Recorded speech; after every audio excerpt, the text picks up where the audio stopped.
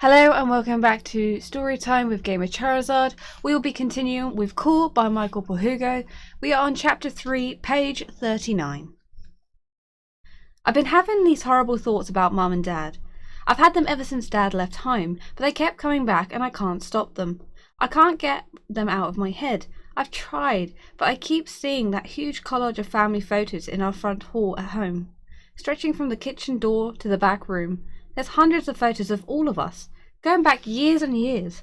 Holidays, school photos, Christmases, birthday parties, all mixed together, a sort of family patchwork, a patchwork of memories. Lucky sleeping inside my pram, Lucky swimming with me. I used to stand there in the hall when I was little, gazing up at them, usually looking for me and Lucky. Now I can see them in my head. I'm looking at them now. There's a lot of photos of Mum and Dad, before they got married, before they had me. They look really happy and young, on skiing trips together by the sea, just having fun. There's wedding photos, Mum in long white dress, Dad all posh in a suit. Then I'm there with them. After that they don't look quite so happy in the photos ever again. I always seem to be in between them, first me, then Ellie. Since the day Dad left us, I think I've always known it. No matter what Dad told me the other day, I know that it was me that split them up. Me and Ellie. But mostly me, I think, because I was the first. I caused the split. I made Dad leave. Not on purpose, of course not, but just by being there, just by being born. If Dad could only put things right with Mum, like he always says he will, then I know I wouldn't have to have these horrible thoughts anymore. I hope he can. I so hope he can. I'd cross my fingers if I could. I doze off. And on. And on and off. But I'm still here. I'm always still here. Lying on my bed. People come and people go all the time. Marty pops in to see me sometimes, but he never stays long because he doesn't know what to say. He never talks about the accident. No one does. He never says a word about Lucky. No one does. But at least he gives me a football scores. Chelsea lost on Saturday to Arsenal, and Marty was over the moon. That's the only sad thing about Marty. He's an Arsenal fan. Then Miss Tinley brought me some flowers when she came. Mum was there. "Mrs. Tinsley's got you some lovely flowers, Robbie," she said. "Isn't that nice? You could talk to him if you like, Mrs. Tinley." I don't think Mrs. Tinley wanted to talk to me. Not really. She cleared her throat. "Well, Robbie, I hope you like the tape we sent you. You'd better get back to school, quick, you know. You're missing a lot of lessons." I haven't thought of that before she said it, and it made me feel like laughing, but I couldn't. Sometimes I seem to get muddled about who was here and when, and about who's still in the room. I think Miss Tinsley has gone, because Mum and Gran and Ellie have been here for a while now, and they're not talking as if Miss Tinsley's here anymore. Ellie's been moaning on about how I don't look after Pongo like I should, because she found him on the floor under the bed. And Nan keeps crying and sniffling and saying she can't help it. Mum's saying it'll be time to go soon, and I'm dozing off again. Dad's here now. Only a short visit, he says. He has to get off to rehearsals. He's really happy. He tells me he's got another job in a panto.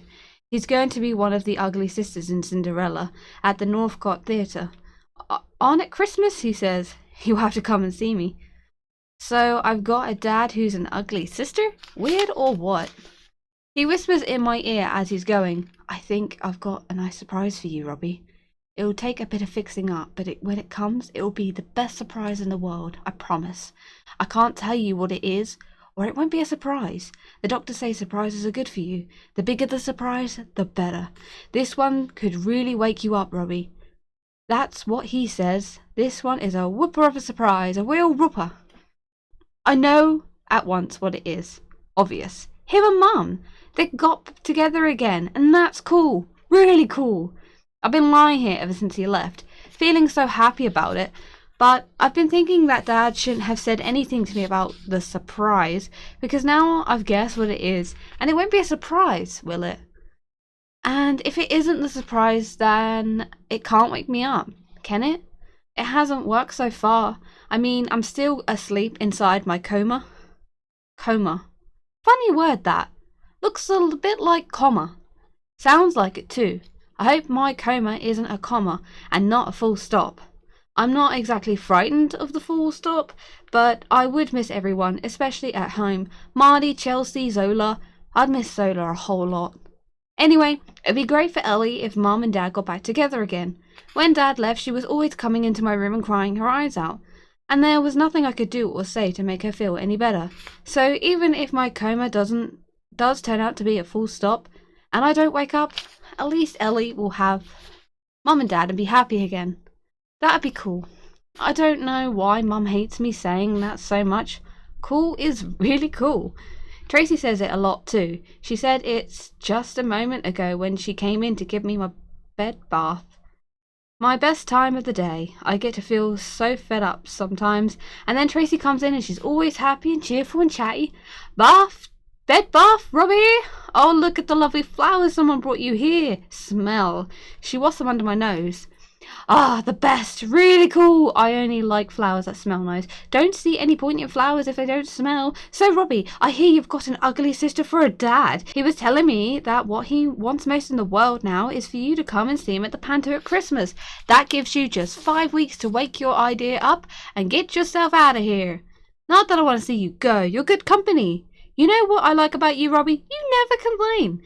But then I suppose you're the one patient I want to complain. The day you wake up complain, you'll be on the way out of here, and that will make everyone really happy, especially me. She chats on and on all the way through the bed bath. By the way, Robbie, your mum rang. She's coming in to see you this evening, and she's bringing someone else with her. She didn't say who. Your gran, I suppose. She's lovely, your gran. Please not gran again. She'll only sniffle. I mean, I love her lots. And she's the coolest gran anyone could ever have. A real wizard with computer games, and she makes great pancakes, but she sniffles and smells all powdery when she kisses me, and she's been kissing me quite a lot lately. Everyone has, except Tracy, and I sort of wish she would. I like Tracy. I mean, I get fed up of hearing about all her troubles with Trevor, the nerd, and all about her diet, but at least she talks to me like I'm listening, like I'm really alive, like I'm going to stay alive. There, that's your bed bath done, Tracy says. That should make you feel a little better. And she's gone. I want so much to thank her, because I do feel better. I feel fresher now, not sticky anymore, not so mangy. And anyway, I always feel better when Tracy's around. For her voice, I've made up a picture of her in my head. She's about 30 and she sounds very pretty. She's tall, I reckon, and she's got dark hair, and she has a nose ring. I don't know why, but I'm sure she's got a nose ring. I'll see for myself one day. I'll see how right or wrong I was. Not that it matters. She's cool anyway. Mum's coming in again, like Tracy said she would, but no gran with her. No powdery kisses. There's someone else. Robbie, I brought someone in to see you. It's all right, Mr. McAllister. You can come talk to Robbie. He'll hear you. Robbie? Robbie? Not a voice I know. Not a name I know. I just had to come and say I'm sorry. I am. My name's Ian. Ian McAllister. It was me that knocked you down. Ever since it happened, I've been waiting. I've been wanting to tell you, to explain, just to say how terrible I feel. Then your mum rang me and said it might help if I come to see you. You feel terrible? How do you think I feel? It all happened so quickly. 1 minute there was your dog running out into the road, and then the other car hit it, and then you were there, right in front of me. I saw you too late, Robbie. I tried to stop. I really did. I'm sorry. I'm so sorry. He sounds Scottish, and he does sound upset too, really unhappy. Robbie, Mr. McAllister has come all the way down from Scotland to see you. What do you want me to do, Mum? Do you want me to dance a Highling Fling? Do you want me to wake up and say, thank you? Okay, thanks for running me over, Mr. Thingamajig. I'm so angry I'm churning up inside. I'm thinking, if you hadn't been driving along in your silly car when I ran out, then I wouldn't be here, would I? I mean, what are brakes for, Mr. Thingamajig? Robbie, if I could turn the clock back. He's taking my hand. He sounds as if he's got a mustache and a very short haircut. He sounds kind too, and honest. He says what he feels, and suddenly I'm not so angry with him anymore. I've got kids of my own, Robbie. A bit younger than you. And do you know what? I don't even dare tell them what I've done. Back home, I can't look a folk in the eye anymore. He's not crying exactly, but his voice is very wobbly. I didn't know what to bring you, but your mum told me how much you love your football. So I bought you a footy for when you get better, okay? Just get better now, Robbie, so you can wake up and give it a right good kicking, and you can maybe give me a right good kicking, and all for putting you where you are now. How'd that be? Cool, I'm thinking. He's patting my hand. I'm off now. See you, Robbie. Mum's showing him out. Thanks for coming, she says. Listen, Mrs. Ansley, I'd do anything at all to help, and thanks for letting me come. I feel so terrible about this. It was an accident, a dreadful accident, and no one's fault. The police say you were driving slowly and safely. It just happened. All that matters now is for Robbie to get better, and your coming here might just help him bring him around. Anything to stir him up, to make him angry. That's what the doctors told me, and thanks for the football. He's gone, and now I'm alone with Mum again. She's come to sit beside me, and she's upset at me for not waking up. Please, Robbie, for God's sake, my sake, be angry at him. Be angry at me for making you take Lucky out for his walk. Shout at me, I won't mind, and just say something. Say cool, if you like. Shout it out 1,000 times, and I won't mind. I won't ever mind again, I promise. She's crying, and I want to wake up so she'll stop. I don't want to shout at her, I want to wake up and hug her. I reckon I've had 6 doctors in to see me, all looking after different bits of me, my head, my brain, my leg, but mostly I have Dr. Smelly Breath. He's here now, pulling back my eyelids and breathing his garlicky breath all over me. Mum keeps asking him questions which he doesn't want to answer. Is there any change, Doctor? What about brain damage? Has the swelling inside gone down, do you think? Doctor, how long can he just lie like this? When Dr. Smelly Breath finishes all his poking and prodding, they go outside together, so I never hear the answers. It's me you're talking about, you know. Me, my head, my brain, my life. Don't I have a right to know what's going on? In between my dozing off, all I can think about is Dad's big surprise. Mum never let on anything about it, but that's cool. She wouldn't, would she? After all, it's a secret, isn't it? Tracy'd come bouncing in. All alone, are we, Robbie? She bent over me. I got news for you, she whispered. You're the first person I've told. See this, Robbie? Silly question, Tracy. Of course I can't. My ring. Just a cheap ring for now. We'll get a proper one later. Trevor, he only asked me to marry him. Isn't that great? Isn't that cool? Cool, Tracy. Yeah, really cool. Robbie's still fighting for life. A month ago today, Robbie Anson was knocked down by a car outside his home in Triverton. He suffered serious head injuries and a broken leg and has been in a coma on life support system at Watford Hospital ever since. Doctors say that the longer he remains in a coma, the less likely he is to make a full recovery. His mother, Miss Jenny Ansley, said today, Robbie is fighting to stay with us. The doctors and nurses are doing all they can, and we, his family and friends, are all praying and hoping. We have to believe the best. We have to believe he'll come through this. Chapter 4. Dad seems to have forgotten all about the big surprise of his. I've been looking forward to it happening every day, longing for it, but each time Mum and Dad come to see me, they come in separately.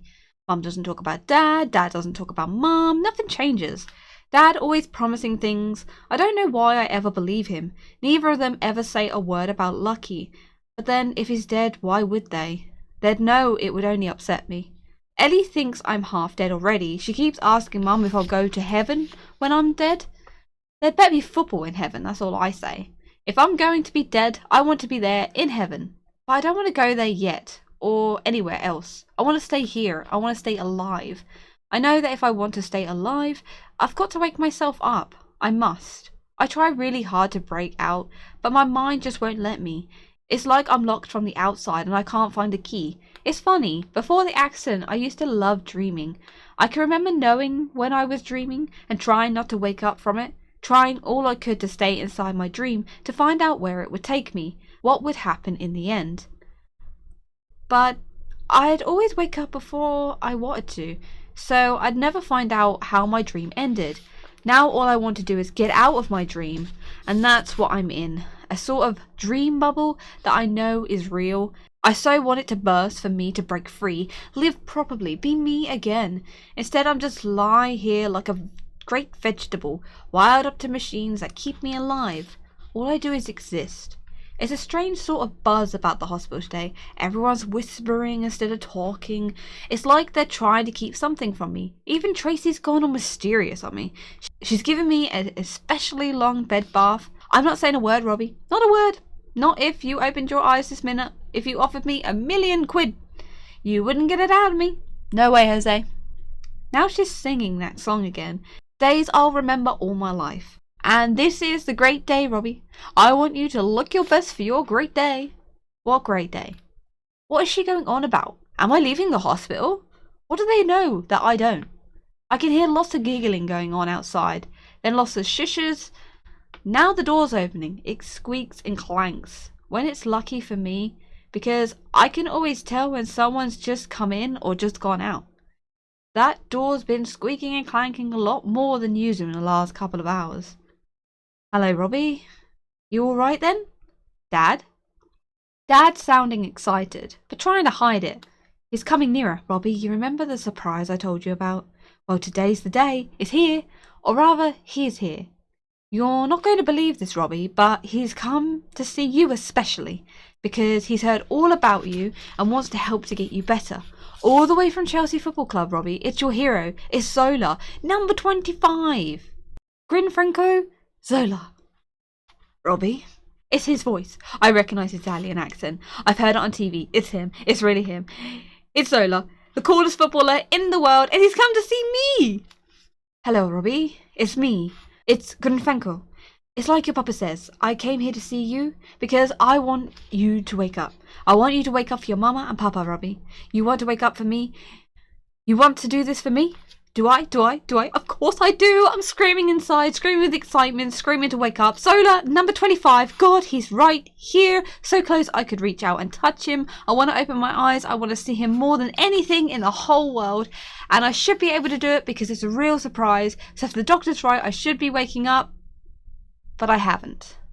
The truth is, I can hardly believe I'm even thinking this, but the truth is, I'm a little disappointed. I'm disappointed because this isn't the surprise I've been expecting or hoping for. I was hoping that Mum and Dad would come to see me together and Dad had moved back home and that he'd be staying. This is just silly.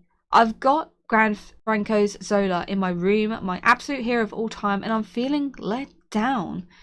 I hear the chair by my bed move nearer. He's sitting down. He's taking my hand. Your papa, he wrote to me. Robbie, he says, please come to see my boy, so I'm here. Listen, if you can get better, you can't come back to Chelsea and see us, can you?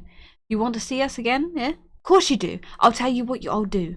I'll keep a seat, especially for you, in the director's box. When you wake up, you're like that. Next month, it's the big match. We play Manchester City at home at Stamford Bridge. You want to be there? We'll wipe the floor with them. We'll play them off the park. We'll do it just for you. But first you've got to wake up. Do it for us, Robbie. You want us to beat Man U, okay? You got to be there to help us. You hear me? I hear you, Zola. I hear you. And I'm going to be there, I promise. And after we beat them out of sight, I'll tell you what I'll do, Robbie. You and me will go to the pitch and we'll kick a ball about. And I'll teach you a few tricks. How about that? I've got to go now. I've got training. I'll never miss my training. But I think about you all the time and you think about me, okay? He's getting up. He's going. Wake up. Say thank you. Say goodbye. Don't just lay there. Oh, Robbie, I forgot something. He's coming back. I've bought you a shirt. It's not the mega store. Nothing like that. It's my shirt. My 25 shirt. I wore it last week when we played West Ham. We should have won, but we got lazy in the second half. Still, a draw is not too bad. But don't you worry, it's all washed and nice and clean for you. Not smelly. He's laying over me. I can feel its softness. I can feel its blueness. I can feel the magic of it soaking into me. It suits you just fine, Robbie. And you and me, we're both little people. But it's not about size, is it? It's about what goes on in your head. When I was a boy about your age, I always the smallest one. They told me, Gran Franco, you'll never be the footballer. You're too small, too weak. I thought inside my head, I'll show you. I'll show everyone. So you show me, Robbie. You show everyone. You wake up. I'll show you in the stand when we play Man U. So you better be there, okay? Then he's saying goodbye to Dad, and this time he's gone for good. And I'm filled up with sadness, overflowing, bursting with it. It's like that song Mum's always playing on her Buddy Holly CD at home. It's raining in my heart. I can feel somehow that there's lots of people in the room now. I thought before that it was just Zola and Dad and me. Don't worry, Mrs. Annesley. These things sometimes take time. Dr. Smellybreath examining me as he talks. His pulse is up. So is his blood pressure. He was listening. He was hearing. I'm sure he was. We just have to give him time. How much time, Doctor? Dad's saying, how much time has he got? Who knows? I've known patients to live for months like this. But some of them don't come out of it, do they, Doctor?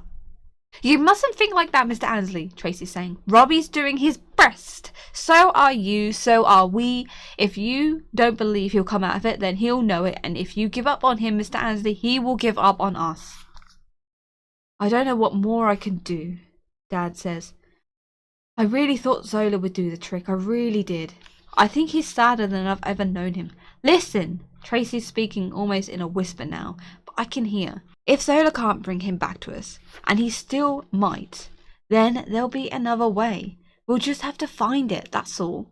What do you mean? Let's talk outside, shall we? I don't think we should be talking like this in front of Robbie. He can hear every word we say. The room's emptied. Everyone's out. That's Zola, Tracy's saying as she goes. He's dishy. He's really dishy. Then the door's squeaking and clanking. And I'm alone again. Dishy? Dishy? That man is only the best, only the coolest, and I've got his number 25 shirt. His very own shirt. I wish Tracy would put it on me. I want to wear it. It will be the magic I need to bring me out of myself and bring me back to the land of the living. I know it. It just got to be. Zola in mercy dashed to save Robbie. Lying in a coma, 10-year-old accident victim Robbie Annesley had a visit today from the great hero Chelsea and Italian superstar Gianfranco Zola. Zola said afterwards, when I hear about Robbie, that he might wake up from the coma if I go see him, I didn't have to think about it. I came to do what I can. I am a father too.